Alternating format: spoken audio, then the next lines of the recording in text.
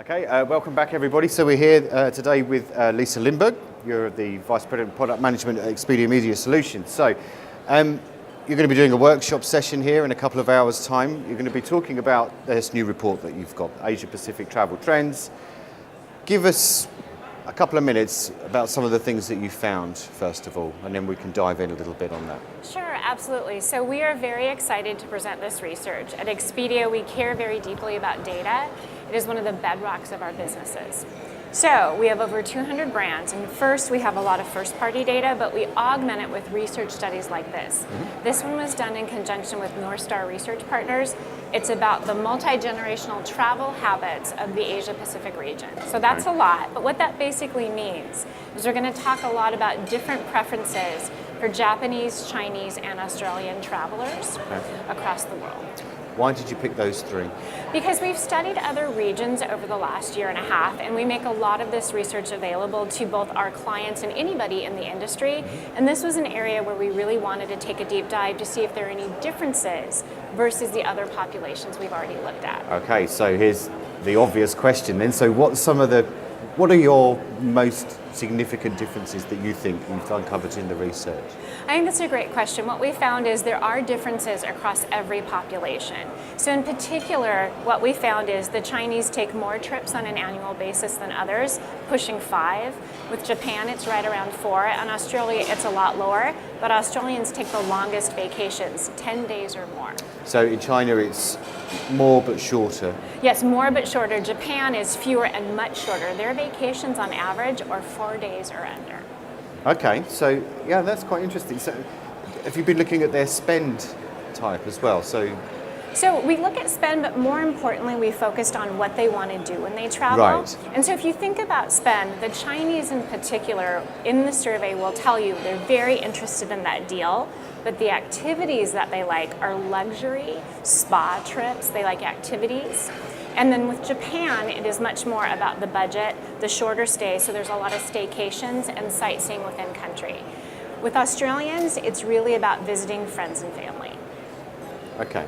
Yeah, because I suppose there's a big expat community as well and things like that. Exactly. So they like to go out and find their friends and family and visit them, and that also is why I think their trips are longer also. Okay, so what does this all mean? I mean, if I was going to sit in your workshop and listen to all this, and I was, say, a destination brand, what should I be thinking about now? I think that's a great question, and that's really comes to life in the second part of the presentation where we talk about what the insights mean.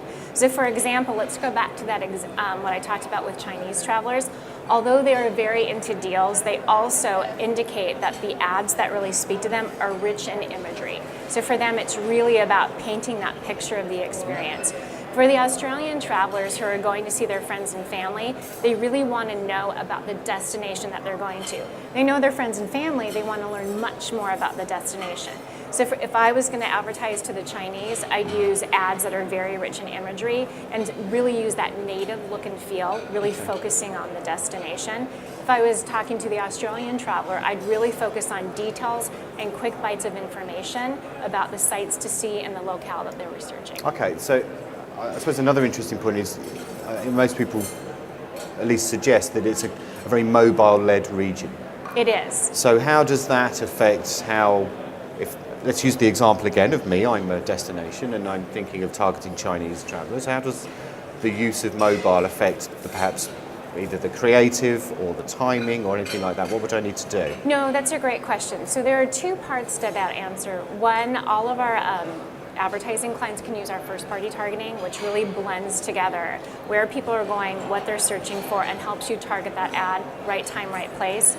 And then if you think about the ad itself, particularly on mobile, that's where native, where you use imagery and make it feel like it's integrated into the content.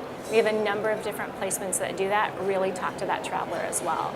And we have placements that can reach them at all parts of the journey. There's an inspirational piece. We have destination pages where we get a lot of SEO traffic where people come and learn about a destination. Right. There are opportunities for our advertisers there all the way through booking. Okay, I mean, obviously it's going to be really interesting research for people and it's stuff that they need to know, especially for China. It's a region where this enormous growing outbound middle class, so they want luxury and things like that. I mean, What do they need to do next to seize on the opportunity, for want of a better phrase? So the great thing about the research is we make it available to everybody, right? And we have other studies as well, and it's packed with data. So today we have just under 40 minutes to get through it, but my advice is for people to really go through and mine it and look at it in detail. So if you want to reach Chinese travelers, for instance, we have information not just on the overall geographic region and the travelers, but by generations as well. Oh, okay. So let's talk about some different generational differences. Yeah. Then, so like that's for Chinese millennials, it's really about luxury and relaxation and activities. And for the Japanese, it's really about that staycation because they're much shorter trips. What about older Chinese? The older Chinese take a little bit longer trips. And again, though, it's for them, it's really about the deal. What's the value I'm going to get out of this vacation? Okay. But they do get inspired again by the imagery. So it's that blend of, instead of the lowest price, I would talk more, if I was going to reach that traveler, I'd talk more about the best value and all of this amazing experience for your investment. Right. So how does this all kind of work with, I think the perception is still quite there that there's also group travel in China. So if you're targeting, is this if you're targeting individuals, or does this also apply to groups as well? This is much more about individuals. Right. Because what we found is, just like there are not very many common patterns across geographies, it really does vary by this geography and the different generations as well. So we talk to individuals about their preferences versus group travel in this study. Okay.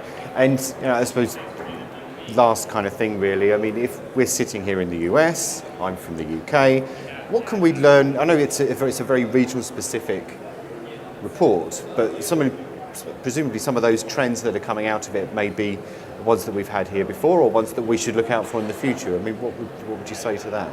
So I think the most common trend, no matter where you are, is that when you're looking for a trip online, consumers spend a lot of time researching. There's a long consideration cycle.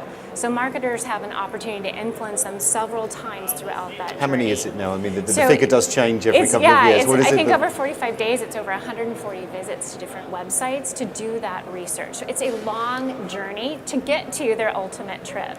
So that's an opportunity for marketers, if they use the right targeting and data, to really catch somebody at every point along the way and know that there is plenty of room to influence that decision. One of the things the study showed us in this region was that over half of the travelers still are undecided between one or two final destinations. Right up until the last minute. Right up until the last minute. So there is time to influence. Half of them have planned out their destinations, but there is wiggle room with a lot of the other travelers as well. Do you see that changing over time, that kind of the number of sites that and the kind of period that people were spending or not? I don't. It just seems an extraordinary number of sites and a long time, right? It does, but I don't see it changing for a couple of reasons. One, wealth of information, wealth of choices, wealth of tools to research and find that perfect trip. Two, lots of interesting geographies beyond our own for people. And three, some geos take more vacations, some take less, but a longer duration, so there's variety. And I think that variety will mean people will keep thinking hard about that next great trip. Yeah, I mean, one of the things you often hear at events like this is people saying, well, it's a painful process, this looking for a trip and looking for the perfect holiday, but a lot of the time people actually enjoy that process because they're learning about destinations and things, right? Yeah. And I think it can be painful, but I think at Expedia in particular, because we really focus on what's best for the customer, it's about presenting them those different choices along the way. So they can search as many times as they want before booking, so they can find that trip that's right for them. Okay. And anything else within the workshop that you think might be useful to know about? So one fun fact from the workshop. Yeah, come on, give us a fun fact. This was great to find in the study. Chinese and Japanese travelers, food is one of the most important things that they cite when they think about their vacation. They're very much into those culinary adventures. It's not surprising in a way with the rise of Instagram and everybody photographing food, but we were really surprised, and it's great. Food resonates. Okay. Do you know if it's their own cuisine, or do they want to look at new types of cuisines? So there's most of them travel within country, so it is their own cuisine. But even when they travel outside their borders, that resonates for them. Okay. Well, this is great. Thanks ever so much for talking to us, Lisa Lindberg. Thank you. Thank you, Kevin.